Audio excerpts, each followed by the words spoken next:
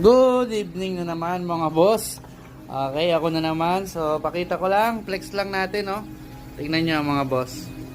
Yan, no? Nasa 70 pieces yata yan, mga boss. New arrival. Tingnan nyo to. Kakarating lang, kaka-update lang natin sa ating, stocks. Tingnan nyo, ilan to? Apat kagad yung ating for ship. Yan. Barrio, click, at NMAX Aerox.